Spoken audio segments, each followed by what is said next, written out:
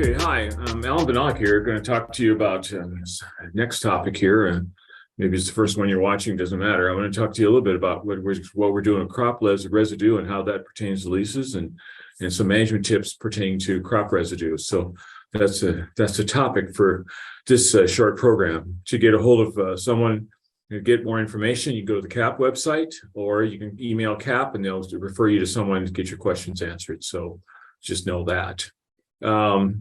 This is based on what I see happening in Nebraska. Every neighborhood tends to be a little bit different, so don't expect that your neighborhood's exactly the same as the rest of the state.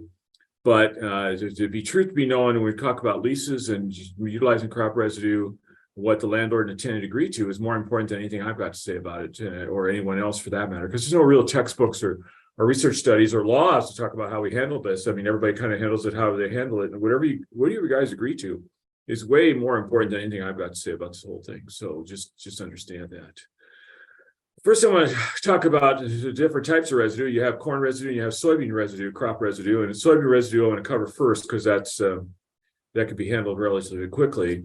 There's some value for soybean residue in bedding, and it could be used to extend the feed that you have in terms of feeding cattle and sheep this product, and they'll eat it, but it's not very nutritious.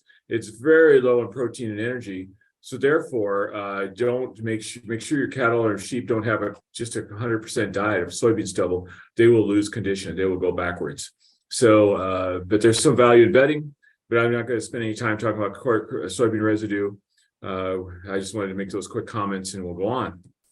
And I think you have to be careful about if you take soybean residue off, that you don't take it off completely, because then you leave your ground fairly bare. And I think for an erosion control standpoint, either wind or moisture, you want to keep some ground cover on there to keep that soil to stay in place.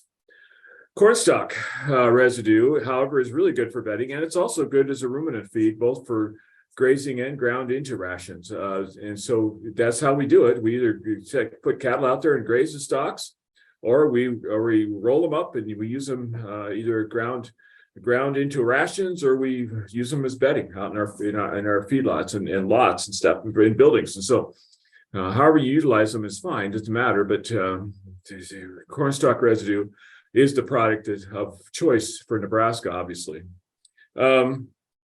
Grazing, I really enjoy grazing. I think grazing is a great way to use the crops. If we don't have enough cattle to probably get to all the corn stalks, especially here in eastern Nebraska, but understand what you have happening out there. It's worth a lot to the agronomists or agronomy people, crops people, to have the corn harvested out of those fields that happen to drop, and those cows will go get that first. They will. And then also know that cows will work on eating husks, leaves, and cobs. That's important. And then typically you're going to set up a 30 to 60 day grazing period, depending on what your stocking rate has been, how many cattle you have out there. But it usually isn't all winter, obviously, because the stocks will go out of condition and some of the goodies go out of there. And so you don't want to overgraze corn stalks. Don't do that. But some concerns I hear sometimes is, corn stalks is going to cause compaction of the soil. But actually, a study here done at their Ag Research and Development Center here near Meade, Ithaca, Nebraska, here, the East Central Research Center says they did a study on that. There's no compaction from corn stalks from cattle on corn stalks. And then, so where I get questions about corn stalk grazing, however, is what happens if if I'm the landlord and my tenant doesn't have cattle, but he sublets the stalks out to someone else to have them graze them, and he keeps the money. Well, it depends a little bit about what kind of rent how your rent's set up. If you have a cash rent, the stocks belong to the tenant. So if the landlord thinks they should get some money out of that, I'm not sure about that. That's something you have to discuss before the lease starts. If you have crop share, then you should split the rent appropriately if you're charging rent. And my thought on rent is simply this: so with cornstalk grazing, you got a fence that has to get put up typically, and you got water that you have to provide, and you have to check cattle, and you got to provide minerals, those kind of things.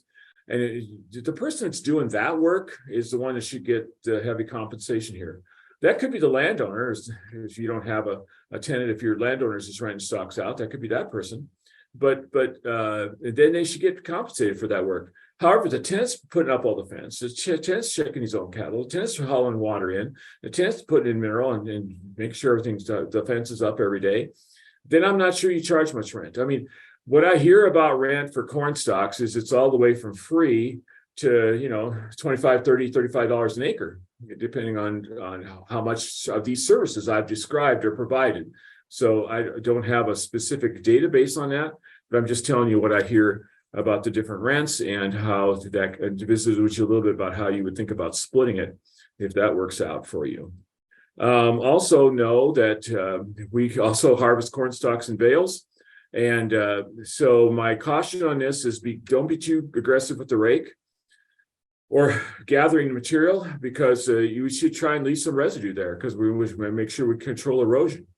I think we have to be careful not to take corn stalk residue from the same field every time there's corn out there, even though that may be the closest field to the house or closest field to the feedlot or whatever. That shouldn't be what you use every time, because it gets to be too hard on organic matter. It gets to be too hard on phosphorus levels and other micronutrients. So be sure that you rotate around which field you harvested for your corn stalks. That'll just be better on the long run. And then I think, you know, we want to harvest corn stalks. I mean, this is a good product. We need to do that. Just don't do it on the same field all the time. Rotate that around. And if you're a landowner, tell your tenant he's welcome to the stalks, but he shouldn't be doing it on that field every time it's corn, every fourth or sixth year or something like that. Assuming a corn soybean rotation would be more appropriate. I think that where I get in trouble on this is the landowners are going. My tenant is subleasing the stocks out, and somebody's coming in and harvesting them all off. And again, it goes back to, is it a crop share or a cash lease? If it's a crop share, the payments, income should be shared. If it's a cash lease, it belongs to the tenant, unless the landowner makes a different arrangement. So just have that discussion before the lease starts, so you know what's going to happen there. So the the crop residue summary, or the corn stalk summary here is a good extender for your regular feedstuffs. It's a good source of roughage. It just makes sure that you have all these little nuances, things that I talked about, handled with your lease provisions, and you have them written down so that you know how all these things are being handled, especially if there's money involved. And you do that with good communication. Just make sure that everybody knows what the deal is, and try and have those discussions before the lease starts. I think just makes it a whole lot easier, because everybody's kind of in tune on what's going to happen there, and don't let anybody surprise you with what you think is going to happen before going forward. So Allan Vyhnalek here, glad to help you out, and hopefully we answered some questions. And again, if you got questions, further questions, email Cap or look at our website, and maybe there's some other things you could pick up. Glad to be with you. Thanks for being on. Appreciate it very much.